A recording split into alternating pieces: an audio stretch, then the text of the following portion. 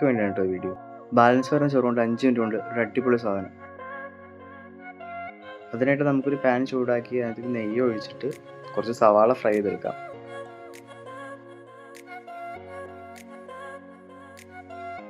അങ്ങനെ നമ്മുടെ സവാള നന്നായിട്ട് മൊരിഞ്ഞിട്ടുണ്ട്. നമുക്കത് വറുത്ത് കോരി മാറ്റി വയ്ക്കാം. ഇനിയാണ് മെയിൻ പരിപാടിയിലോട്ട് കിടക്കുന്നത്. നമുക്കൊരു ചട്ടി എടുത്ത് ചൂടാക്കാൻ വെച്ചിട്ട് നമ്മളിപ്പോൾ ഉപയോഗിച്ച ആ സെയിം എണ്ണ തന്നെ നമ്മൾ ഉപയോഗിക്കുന്നത് കേട്ടോ. എണ്ണ ചൂടാകുമ്പോൾ കുറച്ച് ഉഴുന്ന്, കുറച്ച് കടുക്.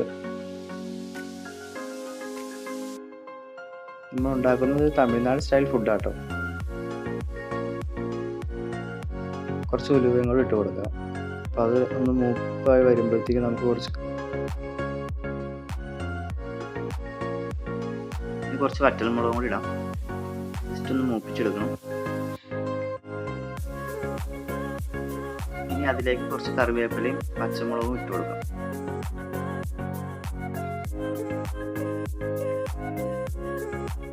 ഇനിയാണ് നമ്മുടെ മെയിൻ ഇൻഗ്രീഡിയൻസ് വരുന്നത്, വാളംപുളി. അത്യാവശ്യം പുളിവെള്ളം നമുക്ക് ആവശ്യമുണ്ട്. അപ്പോൾ കുറച്ചധികം വെള്ളം നമ്മൾ എടുത്തിട്ടുണ്ട്. കുറച്ച് ഉപ്പ് ആഡ് ചെയ്യുക. ഇത് നന്നായി ഒന്ന് തിളക്കട്ടെ. തിളച്ച് വരുമ്പോൾ കുറച്ച് മഞ്ഞൾപ്പൊടിയും കുറച്ച് മുളക് പൊടിയും ആഡ് ചെയ്യാം. ഇനി നമ്മുടെ ചോറ് അതിനകത്തേക്ക് ഇട്ട് ഒന്ന് ഇളക്കി കൊടുക്കാം. ഏതാണ്ട് നമ്മൾ ഫുഡ് റെഡി ആയിട്ടുണ്ട്. ഇതിൻ്റെ പേര് അറിയുന്നവർ കമൻറ്റ് ബോക്സിൽ കമൻറ്റ് ചെയ്യാം കേട്ടോ.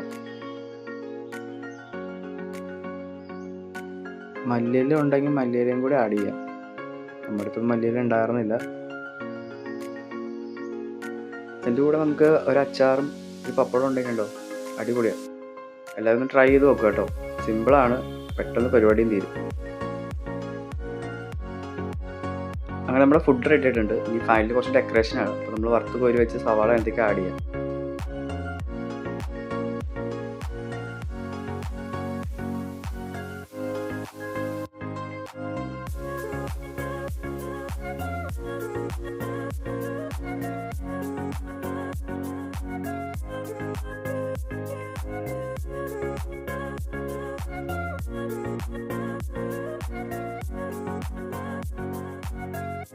ഇനി നമ്മൾ ഫൈനലായിട്ട് കുറച്ച് നെയ്യ് ഒഴിക്കുക കേട്ടോ.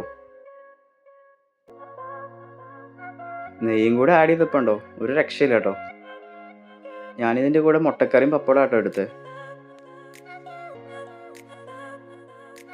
ഇതിൻ്റെ പേര് അറിയുന്നവരൊന്ന് കമൻറ്റ് ബോക്സിൽ കമൻറ്റ് ചെയ്യുക. ഇതുവരെ എൻ്റെ ചാനൽ സബ്സ്ക്രൈബ് ചെയ്തിട്ടില്ലെങ്കിൽ സബ്സ്ക്രൈബ് ചെയ്യുക, ഫോളോ ചെയ്യുക. അപ്പോൾ നമുക്കൊരു അടുത്ത ഡിഷായിട്ട് പിന്നെ കാണാം. Okay, by.